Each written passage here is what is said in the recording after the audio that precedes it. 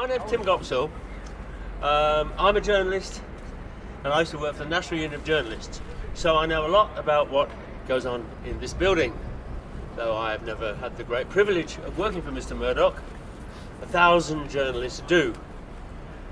And there are among those 1,000 journalists, about a quarter of them are members of the National Union of Journalists, even though it is a non-union workplace. Murdoch does not allow his workers to be represented by unions anywhere. There are journalists who want to be in the union, Murdoch will not deal with them. And this is one of the reasons why the company News UK, formerly News International, got itself into so much trouble 5 years ago. You see, what the journalists here are, the position they're in, is they are completely defenseless from the demands of this rapacious big media corporation that they work for. Now everyone knows what the story about how in this build the journalists working for this company had committed hundreds of crimes of tapping people's telephones, and worse than that, bribing public officials, and even worse than that, entrapment of people, inciting people to commit crimes and then shopping them to the coppers and getting them arrested. Everybody knows about that. Everybody knows about the victims. Everybody knows about Murdoch. What people don't know about are the journalists and why they did it and what happened to them and what happened to the people that they talked to. Now, there is a woman called Bettina Jordan Barber. That might be a name that people don't know. She was a former official at the Ministry of Defence, and last month she was jailed for a year. That woman is in jail because of Rupert Murdoch and his managers. What happened is she was supplying information to John Kay, the chief reporter of The Sun. John Kay is a reptile. There are a lot of very, very good journalists who work in here, but John Kay is one of the boss's favourites for very good reason, that he will do anything. Now, Bettina Jordan Barber was giving him information. Now, the first principle that all journalists will always stand by is that they will never betray a confidential source. And this sounds very noble. It is very noble, as a matter of fact, surprisingly so, some of the people. But the reason for it is that once journalists have started betraying a confidential source, nobody will ever talk to them again. Nobody will go to them in confidence. So there is a strong reason for it. Now, The Sun ran dozens of stories based on the information that John Kay got from Bettina Jordan Barber. And when the shit hit the fan and all the phone hacking investigations happened and the journalists started getting arrested, and about 50 journalists working for The Sun have been arrested, few on trial, but about 50 have been arrested. When that happened, the company was terrified that it was going to be prosecuted itself. Particularly, not in Britain, but in America. Because News UK, formerly News International, is the Murdoch subsidiary here of News Corporation, which is an American company. Murdoch himself is Australian, but he's an American citizen.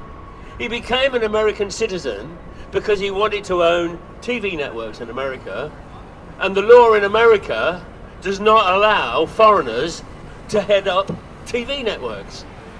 We don't have any regulations like that in Britain. As a matter of fact, there are a large number of American-owned media corporations here that you read their stuff every day and you don't even know about. In America, there is a law called the Foreign Corrupt Practices Act. The Foreign Corrupt Practices Act makes it a crime for American-owned companies to be involved in corruption or bribery in any other country. If Murdoch was prosecuted here or in America, it would have fatally damaged News Corporation if the company was going to be charged. So they did a deal with the police. And the deal they did with the police was, in return for not being charged, they would shop everybody. Everybody except the top bosses. Now, you'll all have seen the trial last year with Rebecca Brooks and Andy Coulson and half a dozen other News International executives. There was very little evidence against the bosses. And Rebecca Brooks, astoundingly, to everybody's amazement, was acquitted. This was the person who was editor and then chief executive of the company who was authorising all the payments to these people that they were bribing. And they had no evidence. They had no evidence because the company deleted 3 million emails which might have implicated the top people, the executives, the decision makers. And then they handed to the police 23 million emails which implicated everybody else, their whole database. And the police did a search of certain words and they found evidence to be able to prosecute dozens of journalists, the ordinary working journalists, not the bosses. There was one boss only who was convicted, and that was Andy Coulson.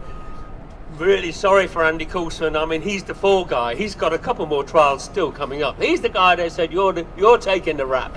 He was David Cameron's head of media. I mean, a well-connected man. But they said, right, he's the guy who's going. Everybody else is being nicked. Right.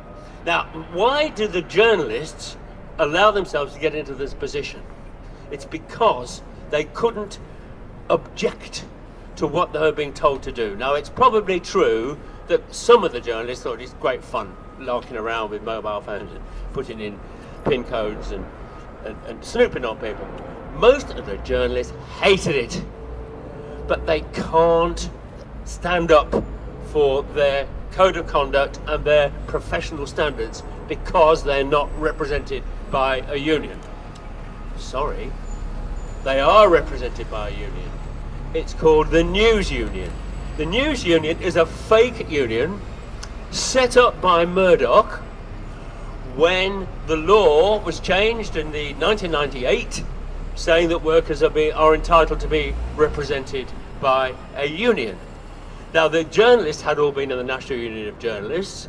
The printers had been, and the clerical workers had been in various, and now in Unite. It was a print union that's now merged into the giant union Unite. Murdoch wasn't having that, so he set up a bogus union, or what we call in trade union circles a sweetheart union.